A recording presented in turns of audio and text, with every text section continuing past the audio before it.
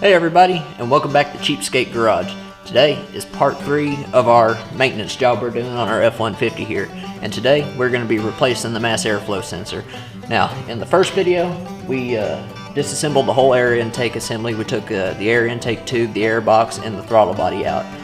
In the last video, I showed you how to clean a throttle body and how to reinstall it. In this video, we're going to take the mass airflow sensor out of the airbox here, and I will show you how to replace that, and then we're going to go in there and put the whole thing back in the truck and go from there.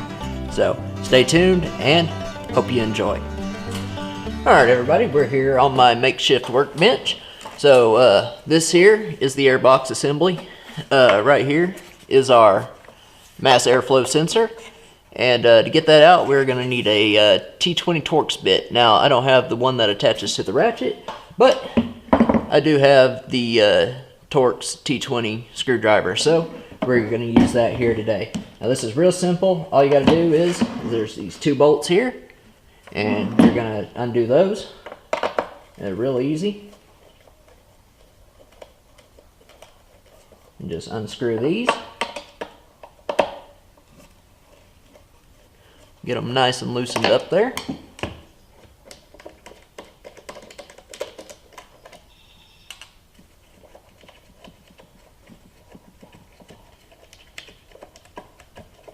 We can get it out here. It's a little stiff. Ah, there we go.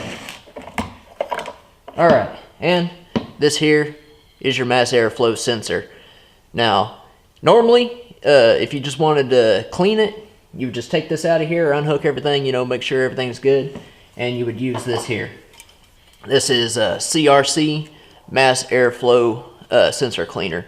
Now you don't want to use anything else other than this, because this is a very delicate component, and if you use anything else on here you can mess up the electronics or the sensor itself, and it just quit working on you. But since mine's just completely out, we're gonna go ahead and replace it, and we wouldn't be cleaning. But if you did want to clean this thing, you just take your cleaner, get in a well ventilated area, and just spray it very generously. You'd want to spray, I don't know, probably a good 3, 5, 6, 7 seconds.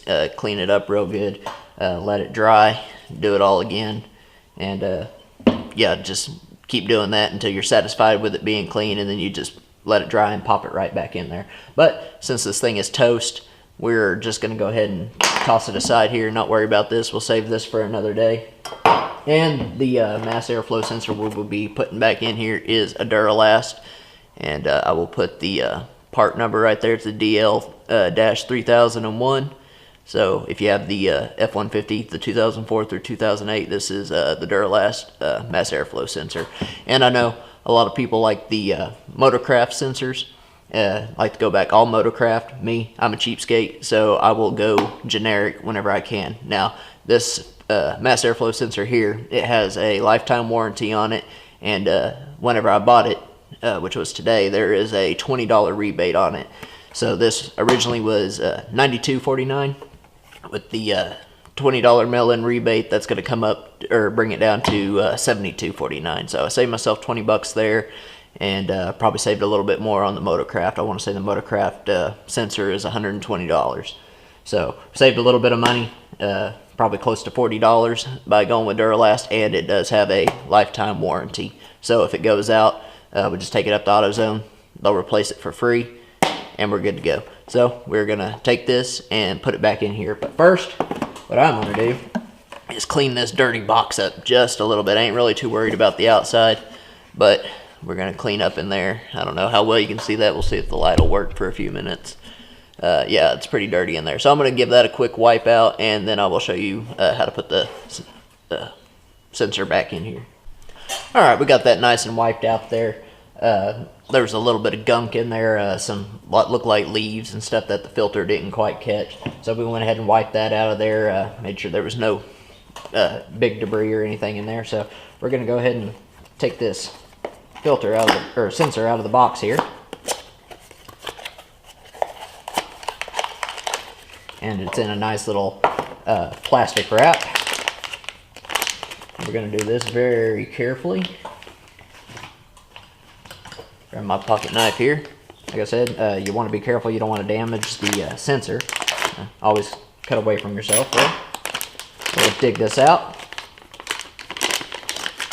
And this is our new mass airflow sensor.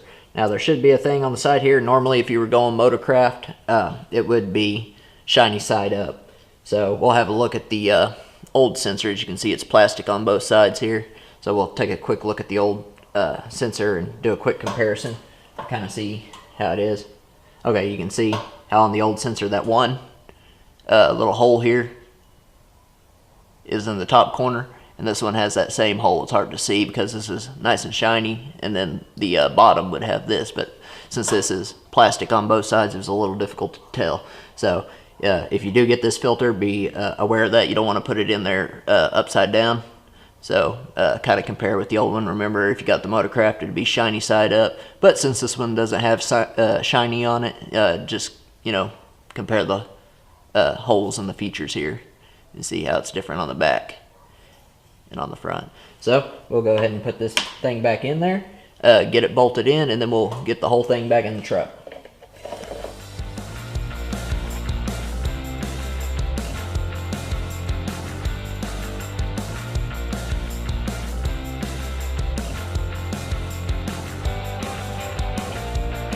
Now whenever you're tightening this down, you don't want it too tight, but you want it tight enough to where you're not getting any extra air in here, or any air that's not supposed to be flowing around the sensor. So you don't want to go too tight, but you want to go about hand tight, maybe a little quarter turn past hand tight. So like that, just get it in there nice and good. You don't want to damage the sensor or anything. So now that we got that back into the air box there, we're going to take it back over here to the truck and get everything put back in. Alright, we are back here at the truck. We got our air box here, and we're going to put this back on. As you can see on the back here, it's got the tube that goes over the throttle body. So we're going to get that on there, line up the holes, and we're going to put our bolts back in. And I'm going to try and do this as quickly as possible because I am running out of light and it is almost supper time. So we're going to finish this up, go grab us some supper, and call it a day. But we're going to take this, get it back in here. Make sure that's over your throttle body, and you can kind of push it back down on there a little bit. Make sure it's on there good. And then you're going to line your holes back up. You're going to take your 10mm bolts here. And again, we're going to start those on there by hand.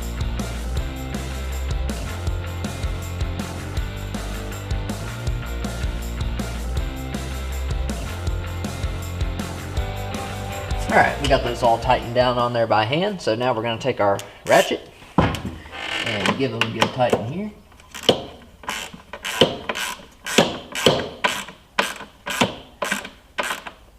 We ain't going to tighten it down too much. Just whenever it's tight like that, just give it another quarter to a half a turn.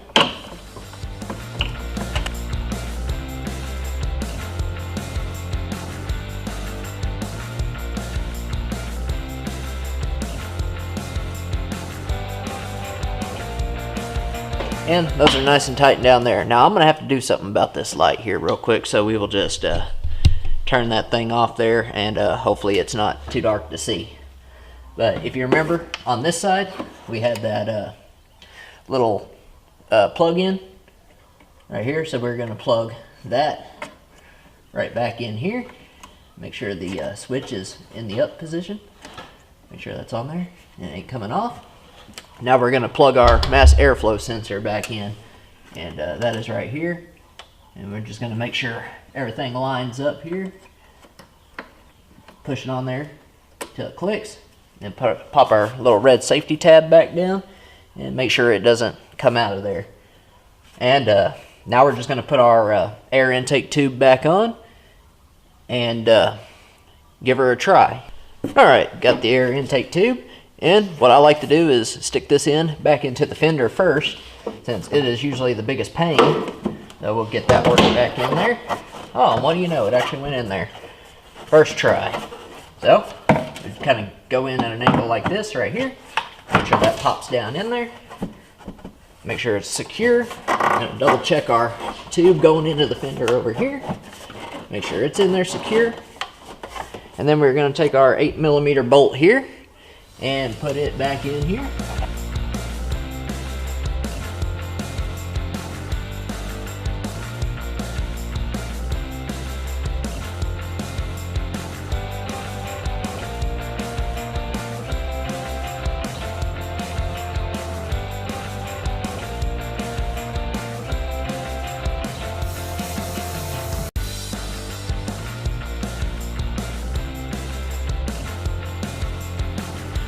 Alright, now that we got all that bolted back on, we can go ahead and reattach our battery, and as far as the major stuff, it is all completed. So we'll get over here, hook our battery back up, and try and start her up and see what she does. We're here in the pickup. What we're going to do now is try and fire it up, and this may take a few tries. Whenever you take the mass airflow sensor out, it kind of affects the truck computer. So we're just going to try and get it to fire up here, and then we're going to let it warm up to normal operating temperature, and then we're going to shut it off. But every vehicle has a different procedure that you need to follow to make sure the computer resets itself. With the F-150, or this particular model F-150, you want to start it up and get it going, let it warm up to normal operating temperature. You don't want to have your radio or your AC or anything like that on.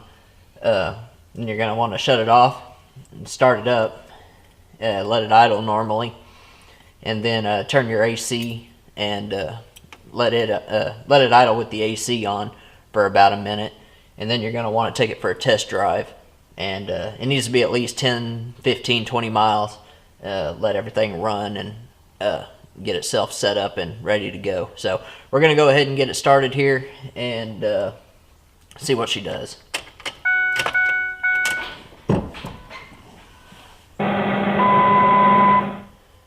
Have the battery unplugged, so now the radio is doing all sorts of weird stuff.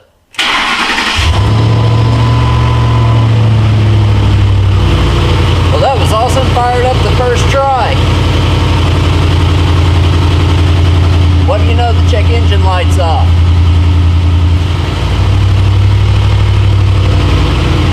Okay, you can tell the idle's going up and down a little bit. I'm guessing that's the computer trying to get itself reset. Yeah, there it goes. Hear that? Here's my foot. I'm not even on it. So we'll see what she does. We'll sit here and let it run and let her continue to do her thing.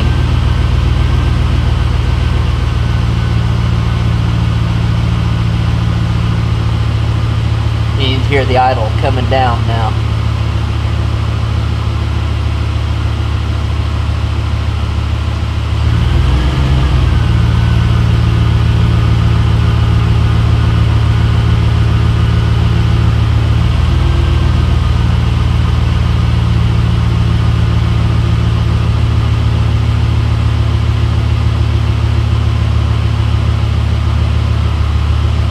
Alright, well anyway, I'm going to go ahead and let this thing warm up to normal temperature, and then I will bring y'all back. Alright, we've let it warm up to idle temperature, or operating temperature. So now we're just going to turn the AC on, and turn the radio on, and we're going to let that idle for a minute just the way it is. I don't know if you notice it, but the RPMs kick back up. So we're going to let this run for 1 minute, and let the computer set itself. I don't know if you can hear it again, but it picked right back up there. There it is, picking up again. And what we're doing is just sitting here listening to it, letting it do its thing. The check engine light's still off, so that's always a good sign. I think that's been fairly close to a minute now. So we're going to go ahead and end it there. We're going to take it for a test drive, and oh, there it goes again. But I guess we're going to go ahead and end that video here.